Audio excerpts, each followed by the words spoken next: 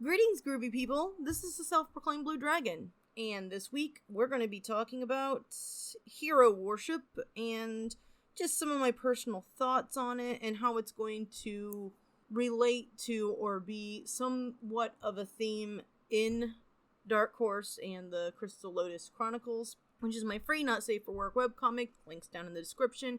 If you are not of a mature age, if you aren't, 18 or older, you probably should not be here on this channel. So this is a channel geared towards discussions of adult topics. So yeah, that's my disclaimer. In the background, I am coloring a piece that is Rina's new transformation. You know, this is a magic girl comic, and in the previous iteration, I didn't even draw a transformation sequence for her, and so as I've been redoing, it used to be, I think, Act 4, but it is currently in the revamp Act 7? 7. I am working on adding things that I had always wanted to do, but didn't have enough skill to do, or didn't have enough forethought to do, and so Rina is now getting a transformation sequence, and in the background, that's what I'm working on. Obviously, there's some heavy Hokusai, the Great Wave, themes going on, seeing as Rina's power is related to water, and also just a tiny bit of an homage to that woodcut artist. I really, a lot of people enjoy him, not to mention the woodcut artists of Japan were extremely influential on European art also.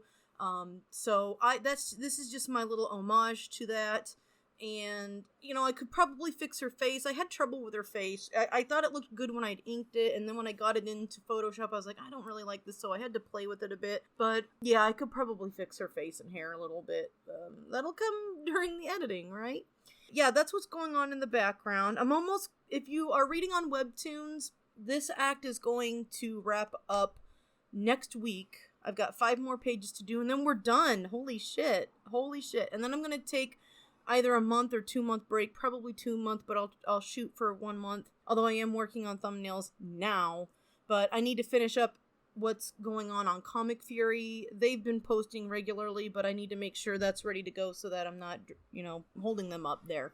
But the revamp is slowly catching up with where the story is at now, so I'm excited for that. And to all my new subscribers, and if anyone is watching this video from the comics, thank you all. I've got a lot of new subscribers, not only on Webtoons, but I picked up a couple over on Comic Fury too, so thank you very much. On Comic Fury, I will probably be doing a 70 subscriber special picture, as I try to do, although I did skip 50, but I'll try to get around to doing that sometime soon when I get a chance. I'm still working on the Not Safe for Work Zine. I had to push the release date back to next Wednesday because it's too much work. I had to completely redo the design because I've been watching some design videos and trying to improve my skill level because I know I'm shit when it comes to design.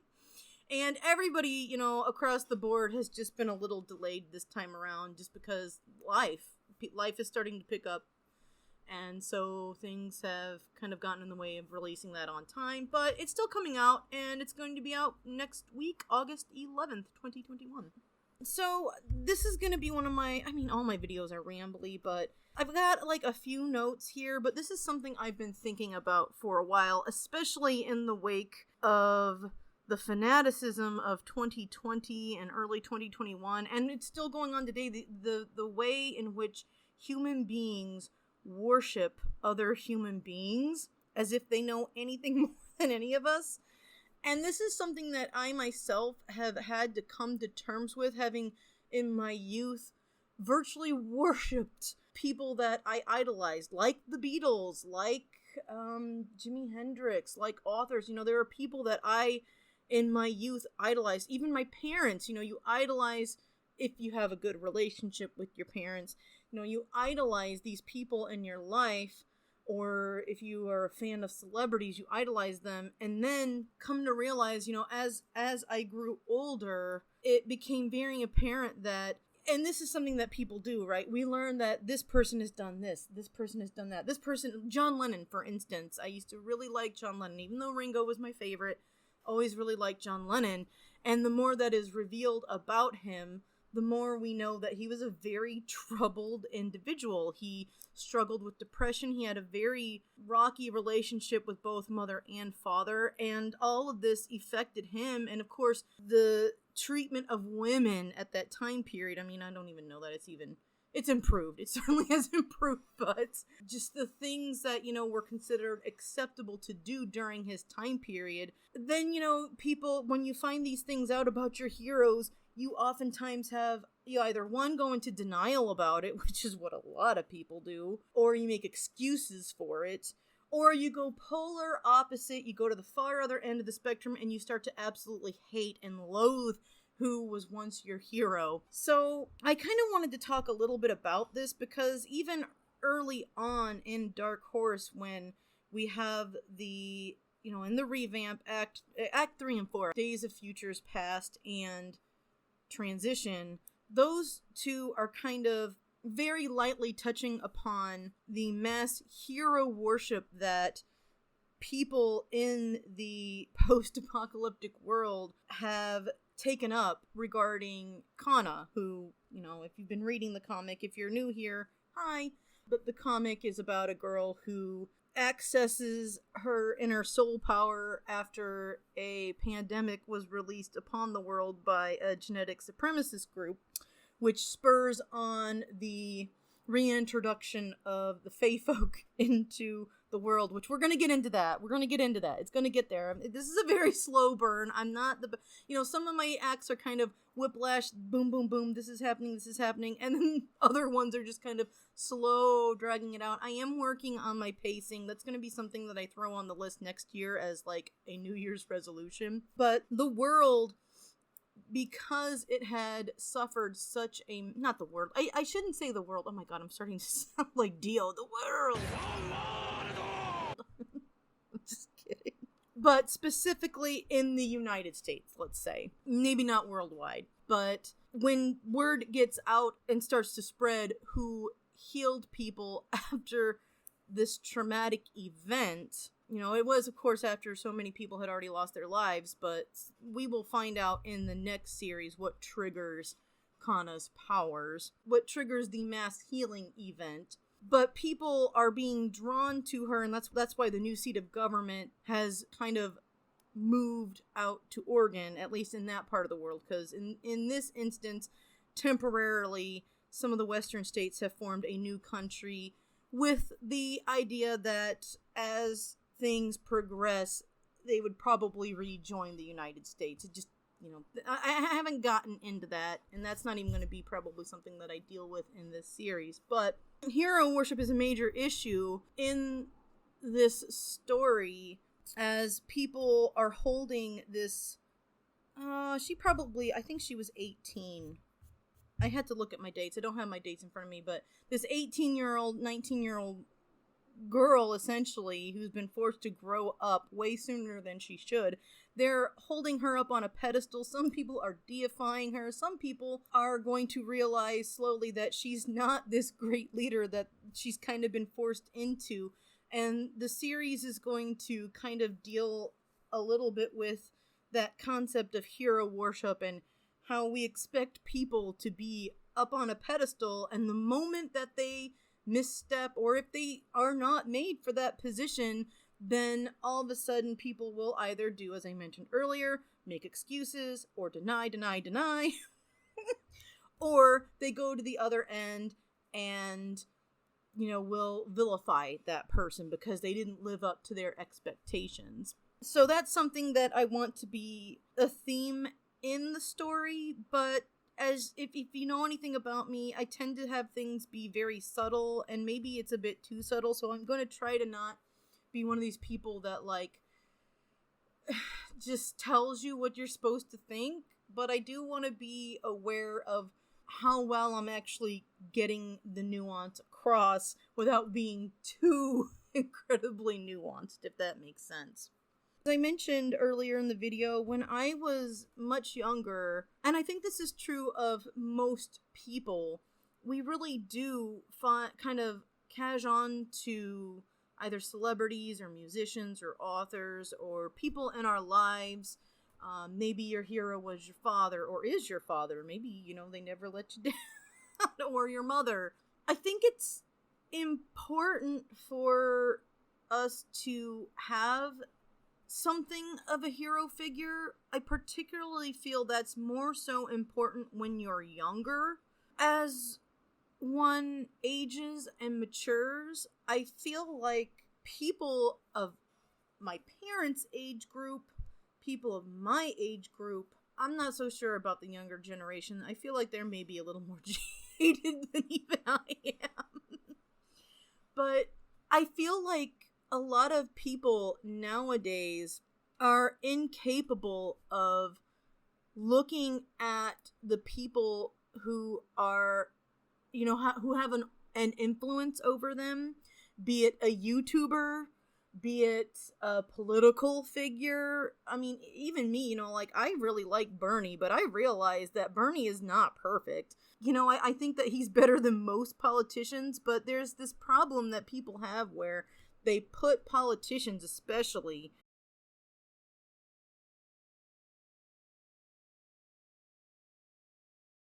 on a pedestal, and they forget that these people are oftentimes extremely disconnected from the reality of the world. Definitely been a disconnect there, and people just worship these politicians or these talking heads on YouTube or on whatever place they've been, and they forget that these are human beings like us. They've had, you know, they have lives, they have experiences, they are fallible, they've had, you know, they've made good decisions and they've made bad decisions just like us. We put these talking heads on these pedestals and idolize them, even if we don't make that connection in our minds. We really do. Just like how I idolized even Ringo Starr. And then as an adult, I realized, okay, he had been an alcoholic. He beat his wife. He did, you know, come to terms with that, and she did forgive him. And when she passed away, he and his second wife, you know, were there with her. So, I mean, they were able to make amends. But what I have slowly come to understand as I get older is that it's good to have people that we hold in high regard, but even when what they're saying is something that maybe we agree with or something that we are able to verify as factual, this doesn't mean that they are incapable of making a mistake and incapable of being wrong, just flat out wrong about things. This is something that I've been thinking about a lot because when I was in college, I still am a fan of this series, and eventually I'm going to be talking about it in the Dark Horse Origins series when I get back around to working on that. But in high school, I was interested in Buddhism. I wouldn't pretend that I know very much about Buddhism. I read Siddhartha, I don't remember. There was a book that was really popular in the 60s and 70s that my mom let me borrow. And, you know, I looked up a little bit on Buddhism, but I wouldn't even pretend like I have that good of a grasp on it. But I had, in college, been a really big fan of Mine Kurei's Sayuki series. I read the entirety of Sayuki, and I read the 4 books in Sayuki Reload. I need to finish the series. I'm not sure how to get a hold of them, whether or not they're translated. I may have to just read fan translations online because Tokyo Pop went out of business, and I'm not sure. I don't think anyone picked it up, and I'm not even sure if she finished the series because I think she's had like quite a few health problems. But this is all getting off topic. Sayuki's one of their main characters. If you're not familiar with this manga series, of course it's based on the Journey to the West, which is something that I'm going to be, in a small way, mimicking in the Crystal Lotus Chronicles later on. They are going to have to journey west. They are eventually going to go to India. But Sayuki, you know, if you're an anime fan, you know that this was a very massively influential piece of scripture for a lot of people. It originated in China, and it was very influential in Japan as well. there's a great series that, I'm sure she's probably made some mistakes here and there, but the Overly Sarcastic Productions has been doing a Sayuki series talking about the actual full scroll scripture thing. So if you're interested in that, I will put an iCard in the upper right-hand corner. But in this story, the main character, I'm not going to give you like a background of the whole Journey to the West, but the main characters, there's Sanzo, who is the Buddhist monk. There's Gojo. There's, of course, the monkey god. And then there's, what the hell is his name? My favorite, Hakai. Hakai. And they are, the Buddhist Sanzo has this thing that he's constantly talking about and trying to uphold. And it's this Buddhist concept of hold nothing. The idea of not bounding yourself to material objects, things that are here on the material plane, accruing massive amounts of money, accruing material goods. Sanzo, the character, even extends that so far as to discuss not holding on to people obsessively. In chapter 19 of Sayuki, this is a quote that I had been struggling with when I was in college trying to understand, but Sanzo essentially says, if you meet Buddha, kill him. If you meet your father, kill your father. Free of everything, bound by nothing, you live your life simply as it is. Now, obviously, before anyone gets too far in this, and don't kill, you shouldn't, thou shalt not kill. Yeah, of course, it's figuratively speaking. Don't actually physically kill someone, but kill that idea of idolizing and holding others to an unrealistically high standard and idealizing them. Don't cling to things and people so obsessively that are tied to the material plane. It's an interesting concept because on one hand I can see the value in of course, not occurring material goods, things of that nature. And I understand on a cursory level what Sanzo is talking about. And of course, if you read the series, he does not abide by this at all. He values human lives. He values the lives of demons. Some demons. Depending on who it is. Depending on if it's like the main antagonists that are constantly bumping into them. Kugaji. But I struggled trying to understand that, and in a way, I agree with portions of this sentiment. Certainly the being adverse to placing too much value on material goods and accruing material wealth. That falls in line just with my own personal beliefs anyhow.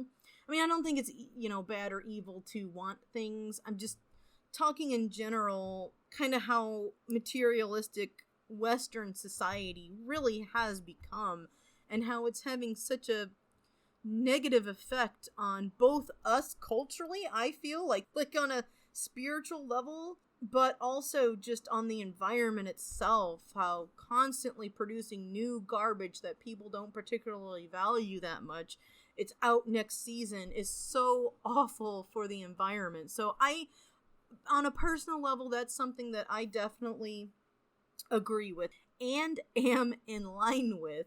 And even to a degree, I feel like I understand the figurative concept of if you meet Buddha or if you meet your father, kill them. I understand what they're saying about like killing your idolization of your heroes or of people who are important to you. Where I personally would diverge on this concept is that I do think that we should value human lives. I think it's been very easy to detach humanity, the people that we have adverse opinions with, the left and the right, people kind of demonize each other, and in some instances it might be not too far off some people's agendas, but I think overall a lot of people are just so obsessed with being right and having their side win. They idolize the philosophies of their side without being critical of their own philosophy. And I think that we really should start doing that more, being critical even of people whom we agree with. Because when you find out that someone has made a mistake, when someone has made a mistake, nobody wants to admit that they've made a mistake. So instead of correcting themselves and showing that they are human and fallible because their audience is so dead set on their hero being right, that if their hero admits they were wrong, a lot of times people will just flip the fuck out. And that's a problem, because when you don't leave room for people to be able to admit that they're wrong, and yeah, certainly hold people accountable, but don't show understanding, not making excuses, I'm not talking about that, I'm just saying showing that you understand that people are human and are going to make mistakes, and even your idols don't have all the answers. When we don't allow people to make mistakes, then that leads to those people never feeling as though they can admit it. Now, me, personally, I don't really give a shit. I admit that I do fuck up all the time. And that's not because I'm good or perfect or anything, but it's just the positions that I've been in just about every job, and even like in college, you're critiqued so much when you're in art. It's made it so that I don't tend to take criticism, even if it's not constructive. I tend to not take criticism quite as seriously. Well, not seriously, personally is the word. I don't take criticism as personally as I feel a lot of people, if somebody criticizes what they say or what they do, and this isn't to say that I don't do this also, like my initial reaction isn't to knee-jerk and take offense and be offended at somebody criticizing, what you're doing or what you're saying or what your beliefs are. But personally, I think when the interesting thing is that, like, if people criticize you, you have to either, one, explain and defend and help persuade them to your side, or two, you can just ignore what they say, period, and not take it personally, or three, try to find a balance between, well, why are they criticizing this, and is it something that I could improve on, or is it just someone trolling me? It's a very volatile thing, it's not easy to do, I guess. It's being able to pick the actual good criticism from just somebody who wants to get their stress out, who gets off on being an asshole, or is using that as a way to make themselves feel better about themselves. But anyway, getting back to, like, the hero worship, I think it's important for us to be very critical even of the people that we like, because you don't know celebrities, you don't know YouTubers, you don't know your politicians most of the time. And it's just silly to think that this other human being has got all the answers. And then you find out, oh, well, they did this, that, or the other. And for a lot of people, it's very hard for them to come to terms with that. I kind of felt that way initially, when I found out that Ringo wasn't, like, always this nice, cool fucking person that I had idealized him as the films and footage and stuff had made him out to be. My personal feelings on the matter is that I need to stop having heroes, period. Heroes in the sense that I worship them. It's okay to have heroes, to have people that you look up to. I look up to the mangaka group Clamp because they are fairly prolific, they tell good stories, their artwork, their teamwork is something to admire. But the individual people, separating that from what I admire, or even Haruki Murakami, I'm a huge fan of his works, and I think that it's interesting to learn of the people that you admire's life and what they do, and maybe there's a suggestion that one can learn from what they've said and find a way to apply it in a way that's comfortable to oneself, to their own life. But I no longer, as much as I can be, I no longer am shocked or angry when I find out that, I mean, I am in a way, but like when I find out that someone that I have respected has turned out to be this awful fucking person, or this off in the court of public opinion, or possibly in the real courts, the legal system. I take that as a moment to reflect and remind myself that yes, this is disappointing, but I am not going to let it ruin my enjoyment of certain things. Now, if the person's still alive, one has to, make the decision themselves, depending on what their crimes are. One has to decide whether or not they want to continue supporting that, and if they are okay with supporting someone that is actively hurting other people. That's something we all have to come to ourselves. But I think it would be good and healthy for us to stop, to have heroes, but to stop idolizing them to an extent that you are going to be hurt when you find out that they're not perfect. I hope all of that made sense. This is just something that I've been thinking about quite a lot. Not just people that I've liked, people that I respect and admire. I mean, I guess that, yeah. But just looking at other people and just how fanatical and insane it's like, and it's sad to see people just mindlessly idolizing another human being who, as, personally, I take that Bob Dylan quote, I think that people really should revisit a lot of what Bob Dylan has written. But there's a song where he's talking about, it's a story song. I feel like it's Ramona. And she's like, no one is better than me and I'm better than no one. Something along those terms. I'm paraphrasing, but no one is better than me and I am better than no one.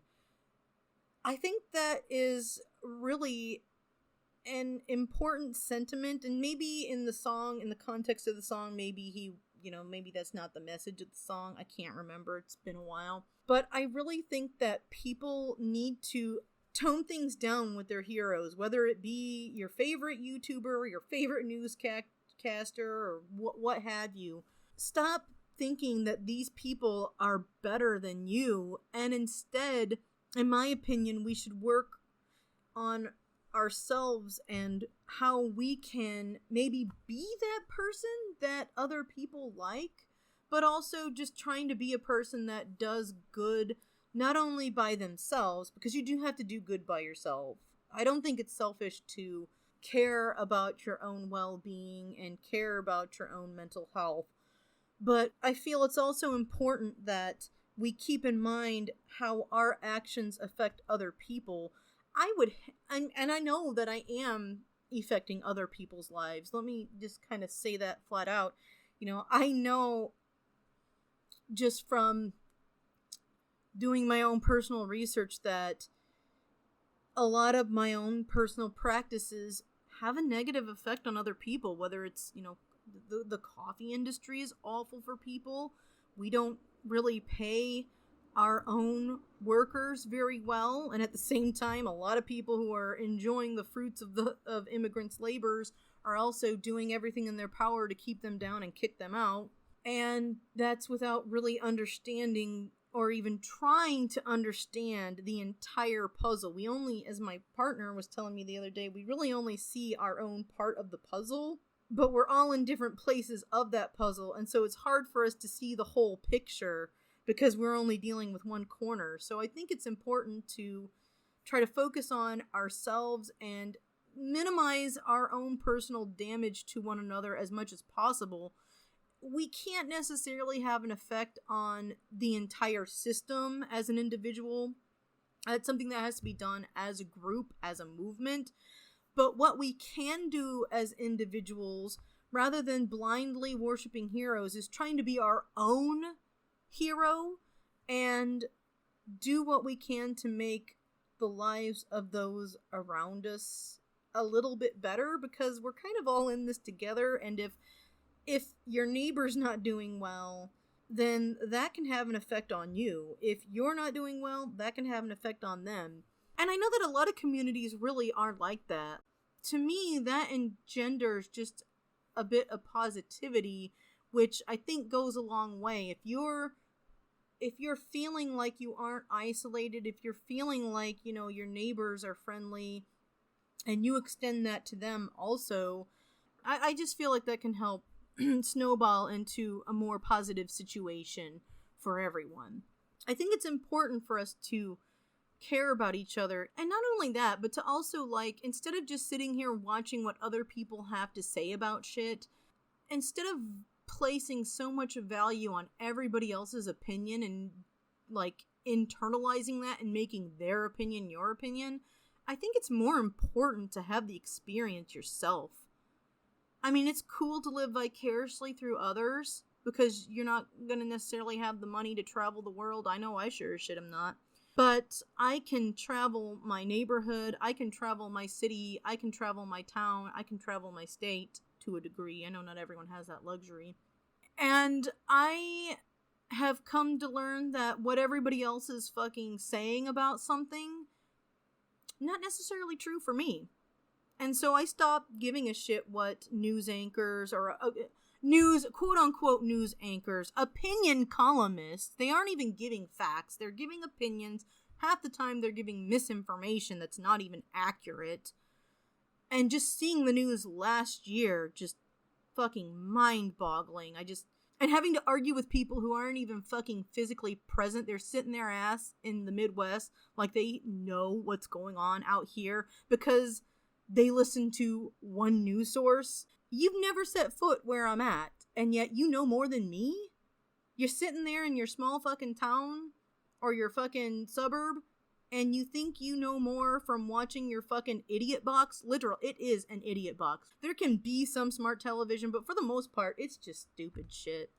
And I'm not saying that to be, like, arrogant or elitist and anti-watching TV. I do watch shows, I do watch documentaries, I do watch dumb anime. I love dumb anime, but at the same time, I recognize that this is fucking, things have just fucking gotten insane with television, and I am so disillusioned with the fact that people who, and this is like on the right and the left, I don't care about some fucking commentator's opinion on a situation.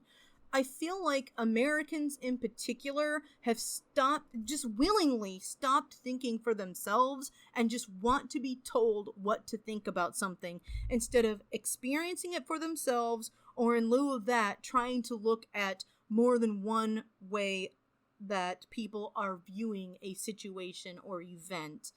Getting your news from one source, from one piece of the puzzle, is only going to give you that other person's scope. It's not going to give you the full picture. And everyone, including myself, we all have biases. We all have a bias. Even if somebody's telling you they don't have a bias, then you know they have a bias. They especially have a bias. Aside from, like, NPR, PBS tries to keep it real and discuss both sides. But even then, I try to take that with a grain of salt and get information from other places as well. But really, what I'm getting at with the hero worship is that it is folly to take one person's opinion or experiences, and because you respect and idolize them, take that on as your own. Be your own person. Think for yourself. All comes back to the Beatles. Think for yourself. That's a George Harrison song. Think for yourself, and instead of just blindly following someone who clearly has an agenda, and if you don't think they have an agenda, you've got blinders on. Everyone has an agenda. One should try to find out what that agenda is, what they gain from it, and come to your own conclusions. I know it's hard and that it's frustrating to try to sift through all the information, But it's rewarding at the end, and I feel it's worthwhile. I feel it's one's duty as a citizen to try to be the best person they can be, and as much as possible, not have a negative effect on their neighbors or other people within the nation. And in order to do that, you have to be informed, and you have to have your own opinions, and you have to be able to admit that not only can you be wrong, but also your fucking heroes can and will be wrong. I've tried my best to take that on in my own life and try to apply that, but of course we're not perfect. There are going to be people who I really like and who I idolize. I mentioned Bernie Sanders earlier. I do really appreciate a lot of the legislation that he has tried to push through. I appreciate his view, but I'm also realistic in knowing that he is no longer of my class. He is not on the same economic level as me, and so even though I can see he is trying to continue understanding and make and take actions that will benefit the whole, I'm smart enough, I feel, to recognize that he's not going to have all the answers, and it is good for me to make sure that I question the actions of the politicians that I feel would be doing a better job on behalf of the citizens of the country, if that makes sense. Or not even talking politically, I really like a lot of musicians. Not even going to talk about the Beatles. There are other musicians who I really like and have in some form or another idolized. David Bowie. And yet I know that being a human being, he's done a lot of things that I probably would not agree with. And that's something that, you can enjoy a person's art, you can respect as much as you can a lot of the actions they've taken. You can respect people, but realize that they were human beings. And it's okay to not agree with everything that your idols have said or stood for. It's okay to not agree with everything that someone you like says. So, as much as I can, I try to apply that to my own personal life, but I realize that I'm going to have a hero, and I'm going to fall into the trap of worshiping them and thinking, yeah, there's a person that I want to be like, and realizing that eventually, again, no, they are human, they're fallible, they're not going to take every right step, and that's okay. And it's okay if they do something that's really fucking bad to stop liking them, but still appreciate the art. I mean, I've been thinking about this for a while, but then Thuman put out a video about Pablo Picasso, which I knew a lot about Picasso, but she goes very in-depth with a lot of the awful things he's done. And it's interesting to see how he took so much from others and put into art, but yet at the same time, you can still appreciate his art regardless of what type of person he was. And especially since he's dead, And I think that it's better to have the fuller picture so that we can stop idolizing these human beings and realizing them for what they are. Other people who are fallible, who can do amazing and great things, but you can do amazing and great things too. And if you work on it, you could maybe be better of a person than some of, your idols are. That's my opinion on that. The exceptions would be, of course, I was going to say Bob Ross, but he's got kind of a hazy background. So we'll tentatively put Bob Ross on the list, but definitely Mr. Rogers. Mr. Rogers is dead and gone. We can idolize him all we want. They tried to dig up shit on him, and they couldn't. Except for being a contrarian. Anyway, yeah, I just wanted this video to be, I've been wanting to just talk about some of the ideas and concepts that are influencing Dark Horse, but also things that I've been thinking about or have been on my mind and kind of inform my own personal philosophy. I'm going to have some links down in the description that are kind of light references to help me remember, the quotes from Sayuki, because it's been a while since I've read it. I need to reread the series. I'm also going to include a song from AWOL Nation, Kill Your Heroes. It's a really good song if you like that kind of dance music. I used to like Under the Influence of Giants. I liked that album that they put out. I'm not as big of a fan of AWOL Nation, but I did really like that song. So if you like these videos, if you like my free comic, if you want to help support what I do, donations are always welcome. One-time donations through Ko-fi, Patreon, I think lets you do one-time donations. Subscribe Star, I have like subscription stuff you can do if you like. Otherwise, you know what to do with YouTube if you want to see more videos. Yeah, thanks for listening.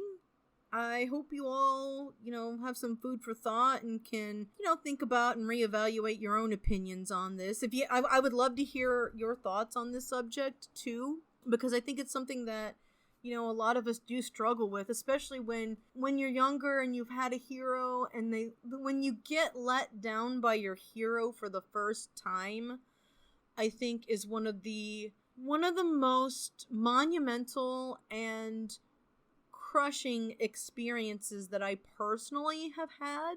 It was a gradual thing with some people. It's a gradual thing, but with others, it's just like, it's just this jolt, this shock. At least it was for me, which is why I've slowly over the years stopped, as much as I can, idolizing the people who I like. And I kind of feel like I'm less stressed because of it. I'm less surprised. Maybe you can call me jaded or cynical, but I feel like it's helped me out and it's helped me focus more on what I can do and to be my own hero. I think that's really important, is trying to be the type of person that you would want to be or idolize, and also being the kind of influence that other people would appreciate. I think we should be more introspective rather than constantly placing all of our bets and placing all our values on other people. It's not bad to have faith in other people. I mean, we definitely need to. This is a society. But I think it's also good to be aware of one's own actions and making sure that the things that we're consuming aren't thinking for us. I do that too. And I have to reevaluate, and this is why I throw ideas off other people and talk with them to see what their opinions are, because maybe what I've taken away from something, maybe I'm missing an angle on it. So, I think it's good to be able to try to be the person you want to be, and not just completely be what other people want you to be, because everyone does have an agenda, including me. My agenda is buy my comics, read my comic for free, and give me money. Just kidding. Oh my god. Yeah, have fun. Thank you all. Just thanks everyone. Thanks for listening. Peace and love. Fare you well. Keep on trucking.